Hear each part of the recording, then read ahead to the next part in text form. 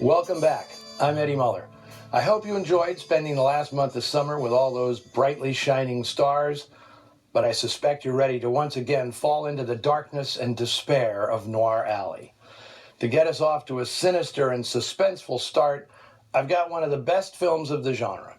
From Paramount Pictures in 1948, it's The Big Clock.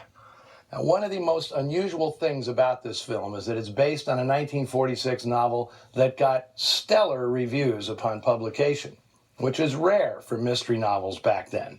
Even more rare, a book so highly regarded being turned into a movie that got equally great reviews. With The Big Clock, no one argues which is better, the book or the movie, because they're both terrific.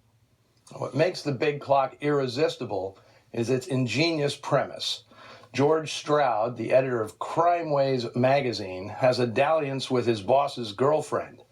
When she turns up dead, Stroud realizes he was the last person to see her alive, and that he saw the killer. His boss, publishing magnate Earl Janoth, puts Stroud in charge of the investigation. And it's a race against time as Stroud hunts the real killer while evidence mounts framing him as the culprit. The hunter is also the hunted. Now, if this sounds familiar, author Kenneth Fearing borrowed the idea from Sam Fuller's 1944 novel, The Dark Page, made in 1952 as Scandal Sheet. Now, it's such a good hook, I borrowed it for my first novel, The Distance. Hollywood recycled it in 1987, moving the action to Washington, D.C. for a remake called No Way Out. Now, the nation's capital certainly is a viper's nest, but it has nothing on the story's original setting, the New York publishing world of the 1940s, a place Kenneth Fearing knew well. He was an unlikely writer of crime and mystery yarns, even if he was a police reporter in Chicago in the 1920s. His fiction career started with racy stories for pulp magazines like Tattletales and Paris Nights. But during the 30s, Fearing developed into one of the nation's foremost poets, evoking Depression-era America more vividly than anyone.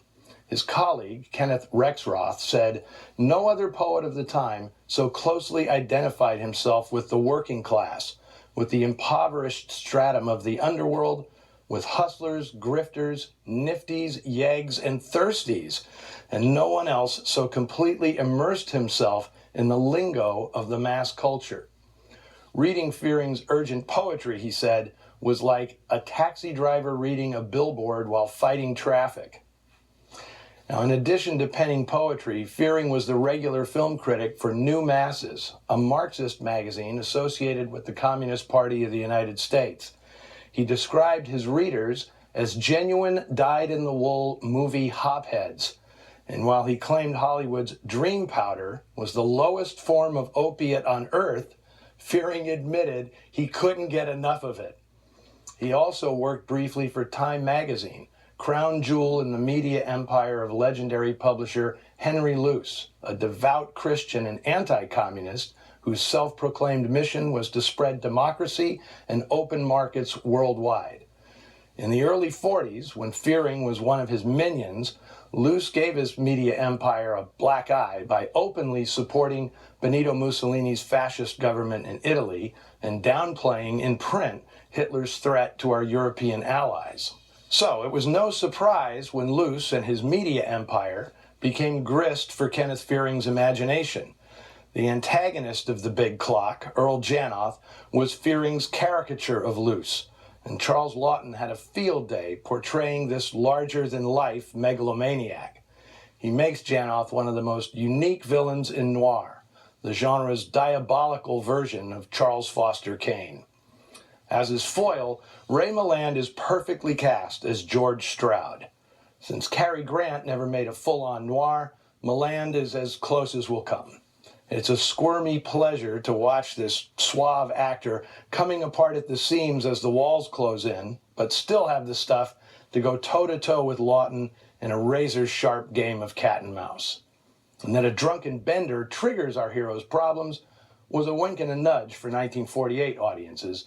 Milland's Oscar-winning performance in The Lost Weekend was still fresh in their minds. Now, the film's high noir visual style comes courtesy of director John Farrow, a one-time screenwriter who in the mid-40s sharply honed his directorial style, especially in noir's shadowy terrain.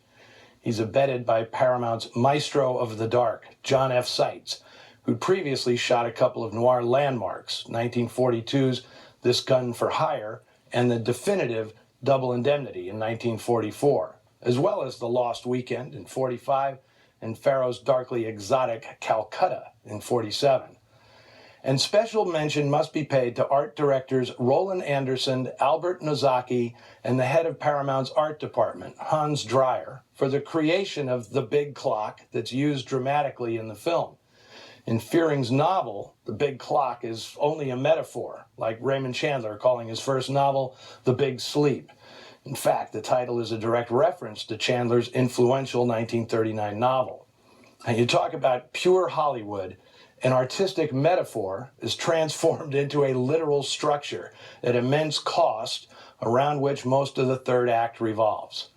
And speaking of Chandler, he called Fearing's novel a tour de force. And as for the movie, the New York Times, which rarely raved about genre films, called The Big Clock a dandy clue chaser of the modern chromium-plated type. But it is also an entertainment which requires close attention from the start. It's a 17-jewel entertainment guaranteed to give a good, if not perfect, time. And though we try our best here at TCM, there is no way we could ever top this film's debut screening at Manhattan's Paramount Theater. The opening act that April night in 1948 was Duke Ellington and his orchestra with Ella Fitzgerald. All I can say is, ladies and gentlemen, let's take the A train uptown to watch The Big Clock.